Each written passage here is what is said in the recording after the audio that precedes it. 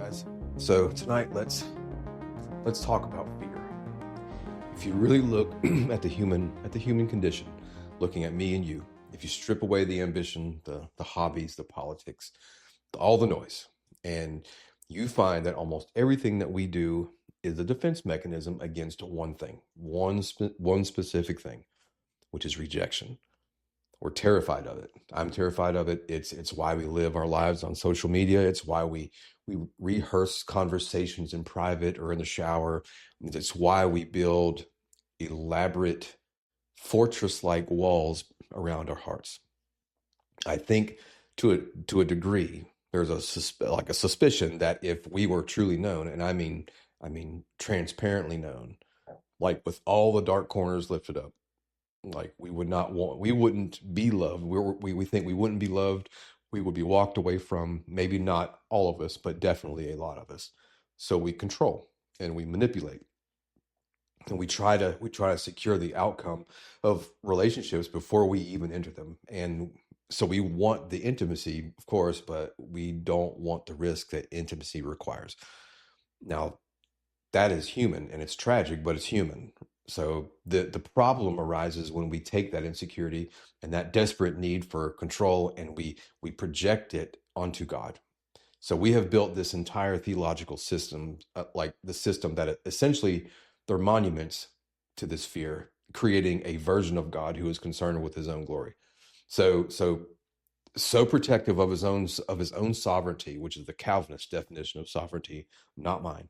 And frankly, so terrified of the possibility of human rejection that we have to have God rig a game or rig the game. There is a dominant stream of thought in Western Christianity, and you know it. There's my dog. And you know it, and maybe you've even believed it. And I mean, I did. That argues that God ensures his victory by removing the possibility of defeat. And it suggests that when God decides to save a person, he doesn't woo them, and he doesn't persuade, and he doesn't stand at the door to knock. He bypasses the will entirely. He rewires the internal circuits of the human mind so that that belief becomes a necessity and makes you then willing to follow him rather than a personal choice. We call this doctrine Irresistible Grace. It's the next letter in the TULIP acronym. And it sounds beautiful, right? We love the word grace. I mean, we sing about it in church. Why wouldn't you want it to be irresistible? It sounds like a compliment to God's power. You find a system that suggests the only way God can be sovereign is if he is the only actual person in the room. I'm going to try to take this apart. And I don't want to just throw Bible verses around. I mean, anybody can do that, and it's a ping pong most of the time. I'm gonna go about it a little bit different, and I want to look at the logic of the system, like I did in the last video, and I want to look at, is it internally consistent? If we follow the thread all the way to the bottom, you don't end up with a father who loves his children. We end up with a divine, ventriloquist who is just throwing his voice into meat puppets to worship himself. To really understand this, we have to look at the definitions.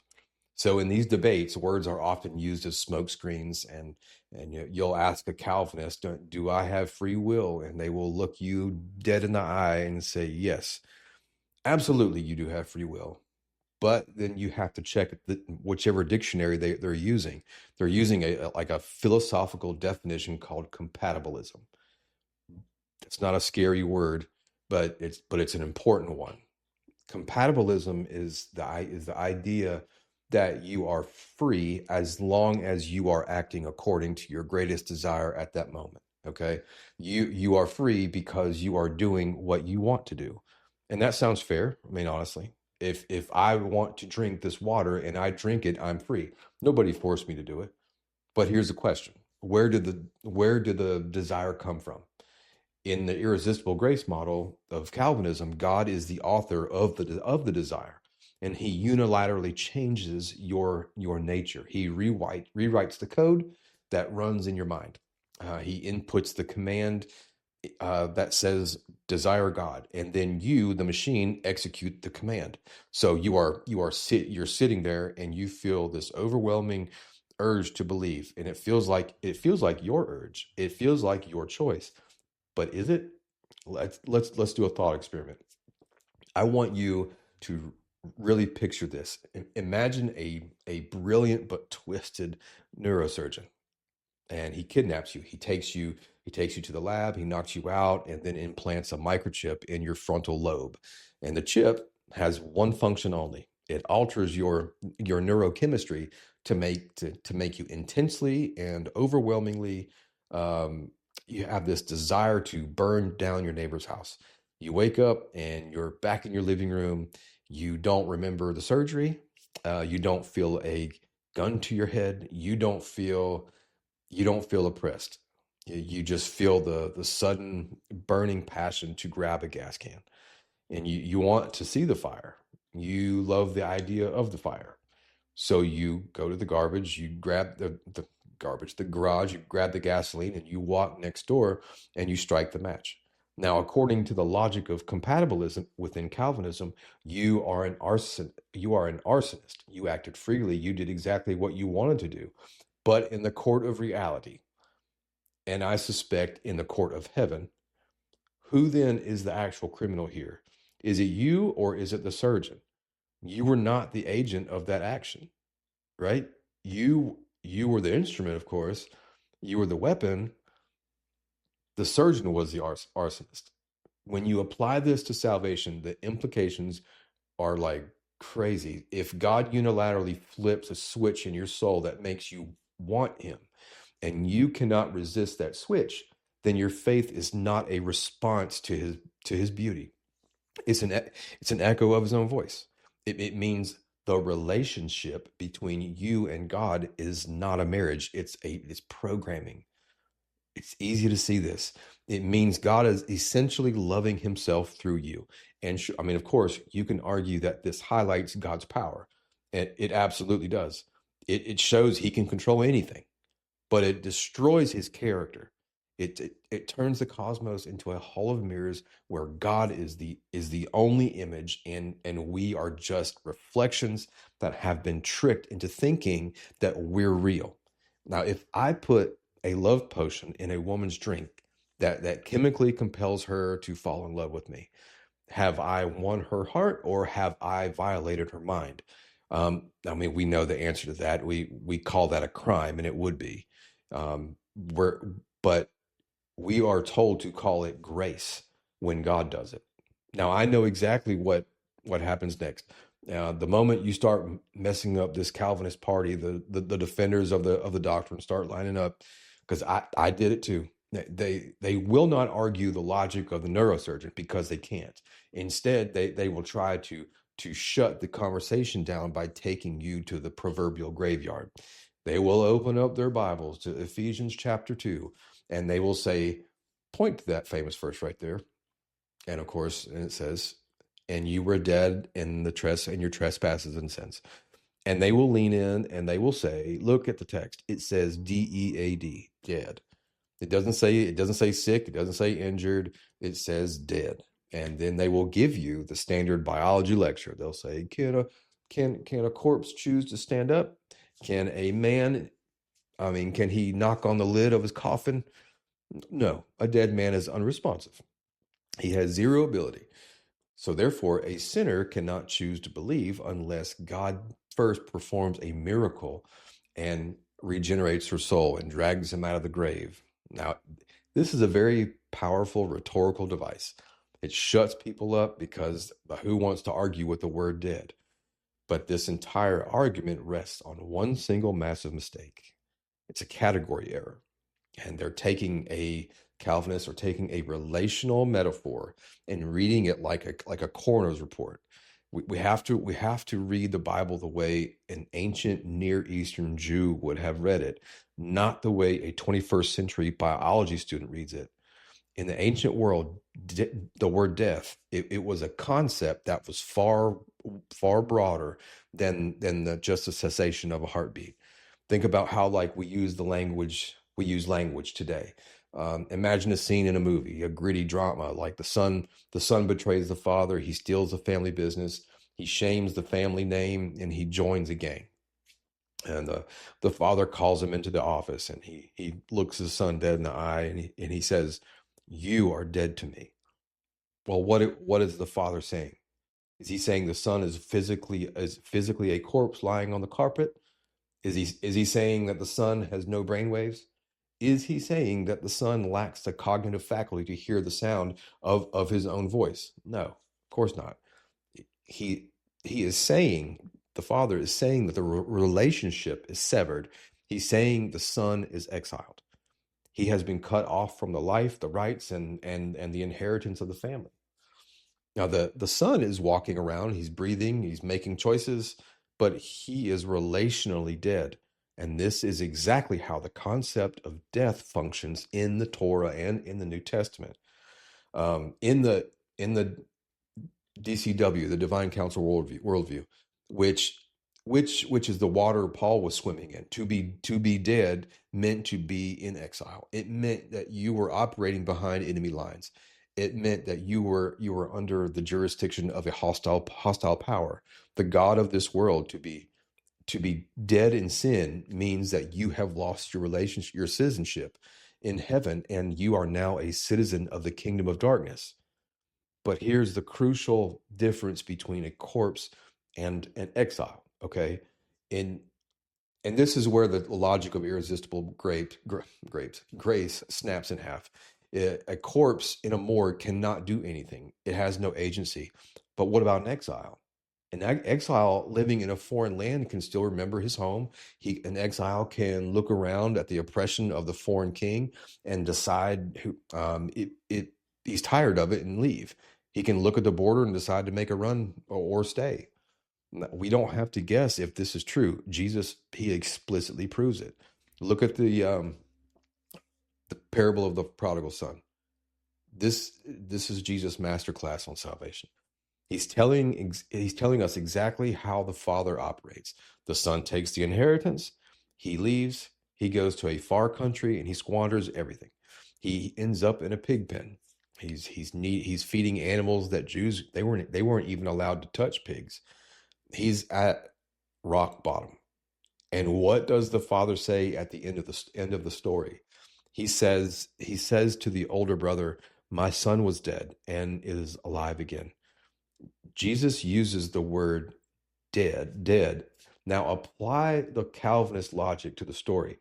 If dead means total inability, then the son should have been stuck in that pig pen forever. He should have been incapable of wanting to go home. The father should have had to fly to the far country and pick up his son's unconscious body and drag him back to the estate. But read the text. That's not what happens. The text says, "But when he came to his senses," you see that? While he was still in the pig pen, while he was still dead to his family, while he was still covered in filth, he retained the faculty of memory. He retained his human agency to realize his wretched state. And he says to himself, "How many of my father's hired servants have bread enough to spare? But here I am, I'm getting ready to die of starvation." He says, "I'm going to get up and I'm going to go home." So he made a decision. He made a move. However, the Calvinist view treats sin like a hardware failure. It treats you like a computer that has been bricked, and God has to come in and replace the hard drive before you can boot up. You see what I'm saying? But like the Bible treats sin like treason. When a soldier betrays his country and sells secrets to the enemy, we don't say, "Oh, his machinery broke." We like I can't believe like I was duped into this for almost 20 years, but the Lazarus proof text, this is the underlying assumption that dead means unconscious or non-existent, right? Okay. um I use this pretty often when I was a Calvinist, and I would point to Lazarus and say, Lazarus couldn't choose to live, so you can't choose to believe. And they're relying on a purely materialistic definition of death that violates their own theology. Here's the bust. biblical death does not mean non-existence. In the biblical context, when a person dies physically, they do not cease to be. They go to Sheol, or the grave, and they are conscious. And we know this because of the other Lazarus, the one in Jesus' parable of the rich man and Lazarus. In that story, the dead are conscious, and they speak, they feel, they reason, all those things. So when Jesus stands at the tomb and yells, "Lazarus, come forth," he's not speaking to a pile of rotting biological matter. He is speaking to the soul of Lazarus in Sheol, and because Lazarus is a conscious entity, he's a person. He hears the voice of the king. If you want to use this as an analogy, well, fine, let's do it. But you have to be consistent. The sinner is dead in trespasses. That does not mean that they are a brick wall of a corpse with no ears. It means that they are in the spiritual equivalent of Sheol. They're exiled. They're cut off from the life of God. But like the soul of Lazarus, they are still human. They are still conscious. And crucially, they can still hear the voice of God. It makes perfect sense. It's not hard. When the gospel is preached, it's the voice of Jesus shouting into the grave of your life, of my life. It's the command to come forth. The Calvinist argument, it relies on the idea that the dead sinner is incapable of hearing. But if that's true, then they wouldn't be dead in the biblical sense. They would be non-existent. The miracle of grace is that God calls into the darkness. The dignity of man is that the person in the darkness hears the call and, empowered by that voice, steps out of the tomb. I mean, furthermore, Lazarus was already a friend of Jesus. He was a covenant member. He wasn't a pagan. He was not an enemy of God. You can't take the physical resuscitation of a friend and use it as the theological blueprint for the spiritual conversion of an enemy. Excuse me.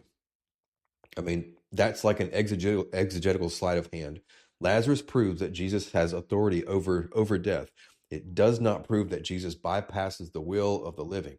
I'm going to wrap this up here. And that's so, like, I try to, when I get like fired up about something, I talk really fast. And I purposely try to talk at a slower cadence than my other videos, just because I think you can digest it better. I mean, at least I could. So anyhow, the next one, I think we're going to do Perseverance of the Saints, which is the last letter in the TULIP acronym. And then we'll get on to, like, I think I'll do the next one after that, like on demonic possession. That's been kind of hovering in the back of my mind. So anyways, I hope you guys are doing well, and I hope you have a great night. And the Lord loves you. Remember that. He loves you very much. And may the Lord bless you. May the Lord keep you. May the Lord make his face shine on you and be gracious to you. May the Lord lift up his countenance to you, and may he grant you